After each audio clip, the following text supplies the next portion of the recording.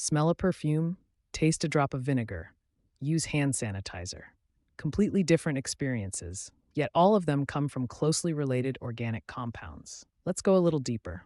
In organic chemistry, small groups of atoms can completely change how a substance behaves. These groups are called functional groups, and three of the most important ones are alcohols, carboxylic acids, and esters.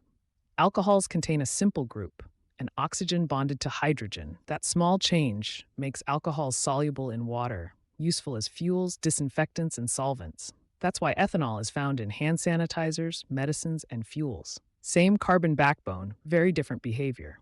But wait, here's the twist. Replace that group with a carboxylic acid group, and everything changes. Carboxylic acids are sour, reactive, and often sharp in smell and taste. Vinegar gets its acidity from acetic acid. Many medicines rely on carboxylic acids to react properly inside the body. Now, here's something even more interesting. When an alcohol reacts with a carboxylic acid, a new compound forms, an ester. Esters are responsible for sweet smells and fruity flavors. They're used in perfumes, food flavorings, cosmetics, and even plastics. Same starting materials, different reaction, completely different result. Let's connect this to real life. Alcohols clean and fuel. Acids preserve and react. Esters smell pleasant and build materials. All of this variety comes from tiny changes in molecular structure.